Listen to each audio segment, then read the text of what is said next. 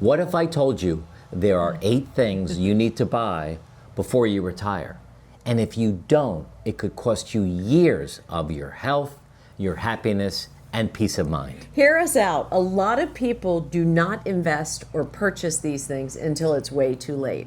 We don't want that to be you. So stay tuned and we'll get through the list. So we were on vacation recently over in Miami in Florida. We took a couple days off just to get away from the YouTube channel, to get away from our life here, and just to relax a little bit. And we met a couple on the first night. So we became fast friends. We had dinner with them a few nights, we had lunch with them a couple of times, and played pickleball once, and really got to know them well. And we started talking about this phase of life, which we call the discovery phase. And they were so intrigued about it. And we talked about our 7 pillars of physical wellness, mental wellness, relationship, spouse-partner relationship, active philanthropy, spiritual journey, and then growth, how we can grow during this time. And they realized they were missing a lot of things in their life, in their retirement. They actually really kind of defined this retirement drift that we talk about. Yeah. You know, as they started going through perhaps some of the things they were doing, perhaps some of the things they wish they were doing, perhaps some of the things they invested in, some of the things they wish they invested in. You know, they really started using the language like, I feel like I'm adrift. I don't feel like we have a purpose. I feel aimless. I lost my identity. They were really checking all the boxes off of things that we hear from you all. So we decided, it was kind of fun on our last night, got out a piece of paper, and we made this list we're going to talk to you about today on things that you should have, and they should have, and we should have in this phase of life. So we're going to go through that in a minute. But the reason that, you know, one of the reasons that they got stuck and they kind of screwed this up is they really thought retirement was all about saving and not spending. Right. And we're not talking about things that cost a lot of money. It's just that this mindset of, I've saved for 40 years, I don't want to touch it, I just want to take out what I need to live on, do a little vacation once in a while. But some of the things we're talking about now have a major impact on your life. Well, and it's not that we're suggesting to spend all of your retirement, but what you spend your money on now really matters. You're going to have to spend some. Right. So what you're spending it on really matters. And we're not talking about, you know, going out and buying a boat or a fancy car or a race car or a new house or anything like that. These investments that we're going to talk to you about that we actually listed on the page with this other couple are investments in yourself. So one of the things that we talked to them about to change their outlook on this phase of life and framework is that the best investment you can make is not necessarily in the stock market. It's in your energy and your health. And this list really lines up a lot of those things as well, right? And the second best investment that you can make is letting your mindset change around the freedom that you now have. I really think this is a big point because we all strive for retirement to have this freedom and have all of this time. But without structure, that time really becomes a burden. That freedom starts to get a little heavy.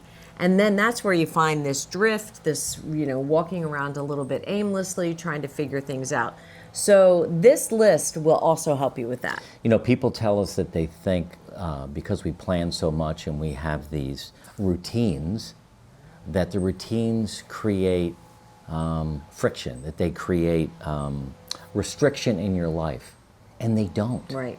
Routines create a rhythm, a natural rhythm in this phase of life where you get up and you do the same thing every morning, and you can always deviate from it, but just having this nice rhythm that you go through versus waking up and saying, what are we going to do today? Right. I mean, that, which we do sometimes. that's fun on a Saturday or a Sunday, but even a Saturday, we'll kind of Wednesday, Thursday go, what do you want to do on Saturday? Right. And we'll plan out something fun. Yeah.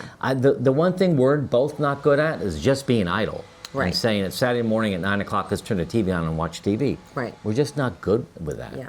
All right. Absolutely. So, Let's get to the list all right. The first thing that we made on our list. and we bought this 5 years ago, is our Aura Ring. Yeah. I got mine. And there's an Aura Ring, there's a Whoop, there's an Apple Watch, and this is an item that tracks your sleep, your steps, your heart rate. It really is a guide for Jody and I on our health and wellness. And How much does it cost? I think it's $200 or $300. And they go, oh my gosh, that's so much money. Well, that's what dinner costs for 2 or 4 people, and then it's gone. Right. So once you spend that money, you have it forever. There is a monthly membership with this. With the Oura Ring, yeah. OURA ring. The Whoop, I don't know, or the Apple Watch, but Well, the Apple Watch, Apple Watch connects to the Apple Health app So on it's your free, I phone. guess. So there's no unless you maintenance. add, cell service and all that stuff to it. But so neither one of them on the trip had heard of that, and we like this because you don't really notice it. So they both ordered an Oura ring. Yeah. And the interesting thing about the Oura Ring is it gives you a lot of trends, a lot of stats, and it also gives you indicators on what happened. You can tag things that happen. Like, for example, I was on vacation with my girls, a 29-year-old and twin 27-year-olds, and while I had a really comfortable bed to sleep in and a lot of lazy days, my readiness for the week on vacation while I was relaxing in Turks and Caicos was really low. And it was because we were eating late, and I would tag that. Mm-hmm. We were maybe having a glass of wine or a glass of champagne or something later in the evening. And I wasn't on my regular fitness schedule. So it was interesting to see, even on vacation where you'd think your readiness is like at an all-time high, mine was so low, but I knew exactly why. The first thing Jody and I do every morning when we see each other, I've already gone to the gym and I'm back, and we sit for half an hour and have coffee, is we compare our sleep numbers and our readiness score. And we talk about why is it off, what's going on, how come we're not getting good sleep. Sleep is the most important thing as you age, making sure you get sleep. All right. Yep. The second thing that you want to do is either join a gym, get a trainer, or get some equipment to do something at home if you don't want to spend money joining a gym or you don't want to be around people. But we started off both working out in the garage. We had apps on our phone, and we bought a set of weights and yoga mats and rubber bands and all that. Yep. And we did it kind of sporadically, right? Yeah. I mean, it's hard to hold yourself accountable. And if you're one of those people that can do it and work out in your home and hold yourself accountable, I say more power to you. There's great apps out there for you to do that. I was finding that we could kind of convince each other, like, you're going to do that right now? Oh, well, I was hoping we'd go for coffee this morning. Or, we were finding reasons not to do it.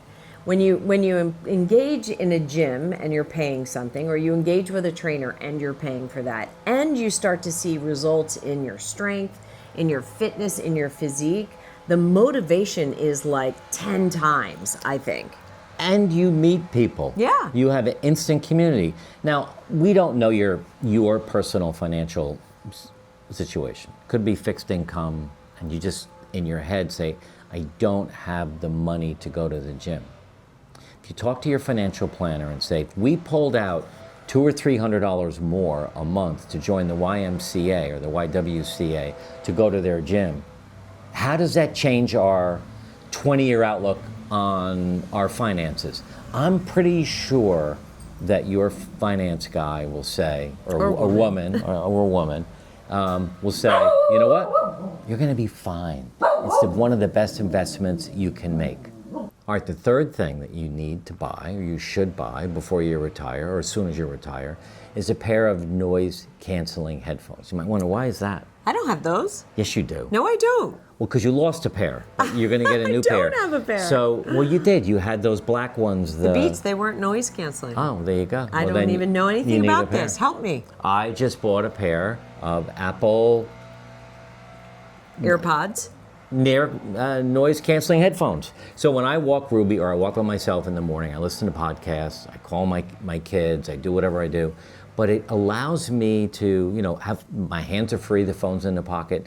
It's this little thing of freedom, number one. Number two, it allows me to learn while I'm walking without having to read a book or whatever. I mean, I think it's amazing. And it really has helped our marriage, because when things aren't going well, and I'm really like, I just need some alone time, I put them in, and then I walk around. Have you noticed that, how happy I am sometimes? I'm like walking around whistling because I have noise-canceling headphones in. So, no, I haven't noticed that. And I said that because I saw... B, a I have forbidden the girls in Manhattan, Austin, and That's Philadelphia. I've forbidden them to get the noise canceling because I'm afraid they're going to step out into traffic or they're not going to be aware of their surroundings. And so I guess this is a good discovery phase purchase, but I'm not sure if I'm down with it on a regular basis. Well, it's good for There you have quieting it. my mind. I use it when I meditate. I use it on my walks. And it is a splurge item. It's $150 or $200, but it really... Could I use it to sleep to cancel out your snoring? No, I have the thing. What is it? What is that? The CPAP. CPAP machine. We got that. Yeah. That was covered by sure insurance. Did. Okay. Here's another thing you really want to invest in. And this couple that we met, they didn't have these. Get a good pair of walking shoes. Yeah. You don't need sneakers or, back in the day, PF Flyers. Remember PF Flyers? I don't. You don't. I PF Flyers. don't. Well, those of you that remember PF Flyers, then you're my age probably. But getting a good pair of walking shoes. We used to be big fans of Hoka's. And now, what's our favorite shoe? On Cloud. On Cloud. Yeah, I love the On Clouds. Look up On Cloud. If you go to their website and you look up walking shoes, they have them for men and women, or for the gym, they're most amazing sneakers that we've ever had. Yeah, great for me. And ladies, if you were in high heels your whole career and you happen to have bunions, On Clouds seem to really, really fit and conform. No stress on your bunion. Okay, another investment, a planner of some sort. We've been using for 5 years something called the Panda Planner, Panda. You can look at Amazon, you can go to their website. It's actually a really cool planner. You handwrite in it. It's got some journaling in the morning of each day, which is helpful. 3 things you're grateful for, 3 things you're excited about for the day, 1 self-affirmation, 5 most important things to do. I hate to say this, but I will anyway. We're thinking of creating a planner for Retirement Transformed. I think it's a good idea. Along the lines of Panda and just make it custom for people in this phase. But Yeah. being able to, you enjoy it, right? The writing part? I do. I enjoy it. You're better at it than I am in terms of a dedicated every morning you have your planner out. Right. I do the best I can to get through my scripture and my text messages to the girls and my Wordle with my friend Cindy Smith. Yeah, I do. I think it's a good idea. And for this couple that we met in Miami, it was a great idea for them. They didn't even calendar share, and one would say, "Oh, I'm going to visit the kids and babysit the grandkids," and the other one didn't even know. So it helped a lot with communication, I think. Here's another thing to invest in. And this is my favorite because it's a little bit selfish. I love to cook. So we have invested in new cooking pots and pans. Cooking gear. I still had a pot my mother used. It was Teflon. It was flaking off. And we looked at some of our stuff when we retired and said, this is no good. This is unhealthy. It's dangerous. So we spent a lot of time. We buy from a company called Made In, Madein. We buy from... Smithy? Oh, my Smithy cast iron skillet. Yeah? You're not the big cook person. Did you buy any cooking tools for yourself? Oh yeah, muffins to make my new treat. Yes. Tell them about my new treat. I make for Mark a 0 sugar dark chocolate bottom with peanut butter combined with protein powder and a little bit of maple syrup in the middle, and then dark chocolate on top. So I make him homemade Reese's cups. Jody the baker. Well, you don't even bake them. What do you mean you don't bake them? You don't bake them. Oh, you freeze them. You freeze them. Yeah, anyway. So buying some new cooking gear is kind of fun. If you like to cook, that's awesome. Yeah. Hey, in the notes below is a free download called a 1-year retirement checklist. Download that and take a look at, what's the matter? Nothing. All right, take a look at the checklist. I think you really enjoy it. The next thing is, and we just completed one of these, invest in a class, a course, or a subscription of some kind. Mark and I just completed an 11-week course that went over through the holidays, started in September, went all the way through the holidays and into January. A real foundational course on transitions. And it was a good size investment, but we went through it together. We talked about it together. We worked on the homework together. And it was a really nice, I think, way for us to not only work through the transition, but work through it together. Yeah, and we're going to take what we learned and put it, I think we're going to put it into a mini course for you guys called, transition from your career to discovery phase. So again, we're using different language now. We want to prevent retirement drift. So we're going to create a little mini course from your career into discovery phase. We think that's going to be pretty good to do. Yeah, absolutely. So learning is really an important thing to do. Another thing to do is set aside some money for travel. I mean, if you don't like to travel, okay, but getting away from your house, getting away from your community, taking a break. Sometimes, even in retirement, you need a vacation. Right.